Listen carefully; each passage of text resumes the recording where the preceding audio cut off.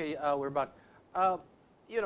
There's this story na even the media is buying into it. Masukal daw yung lugar ni nitong mga teroristang ito at mahirap malaman, matukoy kung sino yung mga nandyan, Pero kung magbabasa naman ho kayo, they charge 5,000 to be taught how to make a bomb. So, I don't know, which one do we believe? Na natutukoy sila kung gusto mong matuto gumawa ng bomba o masukal yung lugar at hindi malaman kung sino nandyan at hindi alam ng MILF. Which one do we believe here? Well, sabi nga kanina, bola-bola lang yan or moro-moro lang Okay. No? Imposible, napakalit ng lugar na yon. Okay. Tapos hindi nila alam kung ano nangyayari doon. Sabihin lang natin, nabokya sila dahil sa yung BIFF sa MILF ay co-located. Yes. And it debunked yung sinasabi ng MILF dati na wala na silang pakialam with the BIFF. Yes. So, that's a lot of baloney. No? Yes. Now, that also opened a can of worms. And yung nangyari sa Fallen 44 or Gallant 44 opened a Pandora's box, which brought back memories to me, for me. Yes. Kasi during the Ramos era, we focused on a twin strategy of peace and development. We were so focused on development, but it was premised on a peaceful settlement of the various conflicts that we had with the rightists, the leftists, and the secessionists. And so it was a three-pronged peace attack. Yes. And we were able to settle with RAM. Yes. We were not able to settle with the NPA. Yes. But we were able to settle eventually in 1996 with the MNLF. MNLF, yes. The way we conducted our peace talks with the MNLF was on various levels. There was the official negotiations between the two peace panels. This was the Bibingka approach of FVR. This was a Bibingka approach, yes. Multidimensional. Multidimensional. May luto sa taas, may luto sa baba. May luto sa baba. Yes. Ako yung luto sa baba. Okay. No? And my job was, as chairman of the National Peace and Order Council, was to deal with the Regional Peace and Order Council in ARMM because there was, that was the mechanism that assured inclusivity as well as transparency. Kasi yung membership ng Peace and Order Councils, regional, provincial, city, municipal, even barangay, had government representation as well as civil society representation. So malawak. Right? And we could distill the feelings, the sentiments, the fears of people at various levels. And we would record all of this and therefore gain a full appreciation of the peace and order situation and the solutions they thought would be appropriate. It was important for us to do that because in the end, a peace deal has to be worked out by the people themselves. Yes. And we need buy-in by the people. Yes, Without buy-in, wala mangyayari. Yes. It will just remain a scrap of paper, right? Yes. So that's what we did. In the meantime, the DFA and the president would also, and I think Joe de Venecia, dealt with the OIC. Yes. Because we needed international buy-in as well. Now, all that time, as we were talking to a broad representation of Muslim Mindanao for the peace talks, the only ones that kept refusing to join to come to the table was the MILF. Okay. We were sending overtures, and I was getting feelers, also feedback from the executive committee that, we will sign the peace deal if the MNLF signs. Okay. All right. But while we were telling them that, our intelligence reports showed a number of things. One, they were building weapons. Okay. Second, they had foreign trainers. Third, they were sending people abroad for training. No? Fourth, they had a tactical alliance with the NPA. Okay. And all of this showed that they were building their forces, obviously, their combat capability. So we said, how can these people say that they will sign a peace deal if this is what they are doing? No, they're preparing for war. They're not looking at peace. At about that time, Operation Bujinka was uncovered. This was an Al-Qaeda operation. Yes, yes. And we found out through the information that we obtained from the laptop Yes. that there was this tie-up between Al-Qaeda Yes. and the Abu Sayyaf and the MILF. MILF, yes. Right. So President Ramos sent me to Pakistan Yes. to forge closer security relations and to exchange intelligence information. We needed confirmation and validation about our holdings. Yes. So, bit-bit ko yung sulat niya kay Prime Minister Benazir Bhutto. She met me. It was in her office.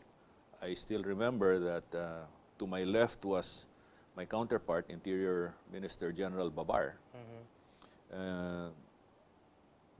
Prime Minister Benazir Bhutto was to my right, Okay. and to her right was the Deputy Director of the Federal Investigation Agency, FIA, which was the FIA. equivalent of their FBI. FBI, yes. And so after I gave her the letter, I went through a rundown of our intelligence holdings, and they confirmed it. They said, we will bring you around, and we will show you the mosque here in Islamabad, where the MILF sends its hand-picked recruits for religious training. No? And then I said, who are they? Do they all come from the Philippines? And they said, some come from the Philippines, but you may want to know, and they said that some are recruited from religious schools in Riyadh and in Cairo. But these are Filipinos also. Filipinos. These are all Filipinos, Yes. no? Recruited by MILF, no? Yes, yes. And some are recruited from the OFW sector, already working in the Middle East. Kasi Okay. it's cost-effective, eh. Yes, yes. no? Oh, nandyan na eh. Nandyan na eh. So, pinakita sa akin yung mosque, no? Ang laki. Very, very big. Pero parang cover lang yon, no? Just to align the religious thinking, no? Yung Islamist thinking nila. Yes. Kasi yung Islamist jihadist thinking is separate from the regular, Yes. you know. Oriental. Oo. Oo. Tapos, they're brought to a madrasa Yes. in Peshawar, Peshawar, no? yeah. Where they're given military training. No? So, pinakita din sa akin yun. I traveled all the way to Peshawar. Yeah. And then, they're inserted into Afghanistan through the Khyber Pass, Parang OJT nila yun. OJT. And I was at the Khyber Pass with the Khyber Rifles where Okay. they were pointing out to me yung mga routes nila. Okay. No? I was right there by the border. So I went back and reported to President Ramos, and I said, well, the good news is that our intelligence holdings are correct, validated by Pakistan. The bad news is that we're convinced that the MILF will not sign. And sure enough, they did not sign. But President Ramos, to his credit, said, I will err on the side of peace. I will hold back your hand and the AFP's hand because I'm hoping that at the last minute they'll change their minds and sign the peace deal. Well, unfortunately, they did not. And so here we are, 2015, and still seeing that the MILF is still tied to the global jihadist movement. Okay. And the best proof of that Is? is Marwan and Usman, who are Jemaah Islamiyah. Okay. And Jemaah Islamiyah is the Southeast Asian arm of Al-Qaeda. Okay. Now, the BIFF, of which the MILF is part of, headed by Kato, but he's sick now, and then there was Tambako, Yes. and then there was another guy who's also a key figure in BIFF, Yes. who have pledged allegiance to ISIS. Yes. Now, ISIS is another global jihadist movement with the same aim as Al-Qaeda, Okay. which is to establish an Islamic empire under a caliphate. Uh-huh. So you've got BIFF and MILF, that have jihadists with a different point of view, and they don't give a hoot about good government or social justice. They want a territory all for themselves. Yeah, so that they can pursue their Islamist aims. Okay. And so to give them a territory under this BBL thing is dangerous. It's inimical to the national interest. And this is a clear and present danger to national security. So it doesn't make sense for the government to pursue this. Okay. I have 2 points. The OPAP says, oh, but this was a dated intelligence information. They might have changed their ways. That's what the OPAP is saying. They may. Yeah, They're not even sure. that's what. And then the other thing that they're claiming is the MILF is a revolutionary movement. I don't know. They don't like the term. They're terrorists. They're revolutionaries.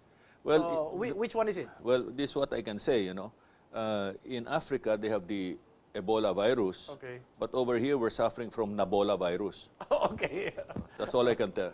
I can say. Okay. It's ludicrous for them to think that way. That means they're not doing their homework. Okay. So we should not accept that they are revolutionary. The signs are all there. We read them by their actions, not by their Sure, but not by what they say. their title. Correct. But by what they do. Okay. By their very acts. Pag namugod sila ng ulo, when they castrate our soldiers, even if they say they're revolutionary, what are they? They're terrorists. No, they're just plain murderers.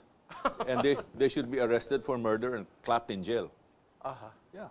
But why do we accept this? In the Senate, we kept on hearing it. The government peace panel is saying, is almost accepting the fact that they're revolutionary.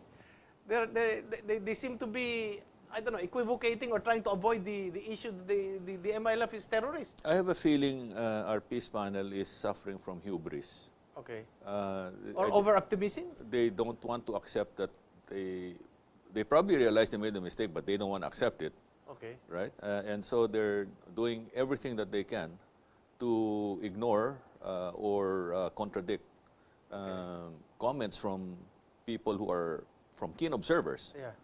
who say things based on what they see, Okay. based on the plain truth. Uh-huh.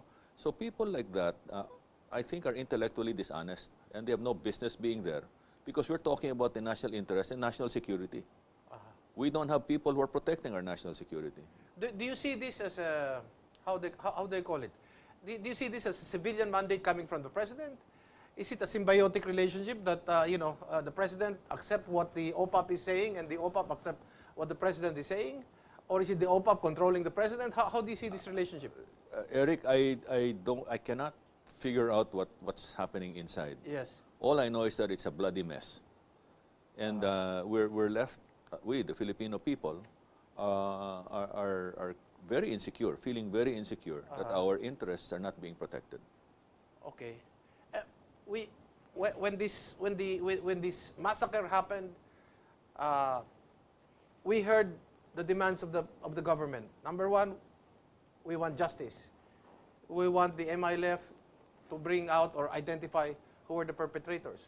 We wanted the personal items of this of the PNP staff to be returned. The cell phones, even the cell phones. I don't know. We didn't even demand for the uniforms to be returned because these are government property. The guns, all the guns to be returned, or the ammo at the very least, or whatever they have. And then we want them to be tried. The president said we're after Basit Usman. And kung sinong pipigil dyan, sasagasaan. Pero now we're talking about proceeding with the BBL with the timetable for the government that it has to be done and approved without any amendments sa pababalik po ng Republika.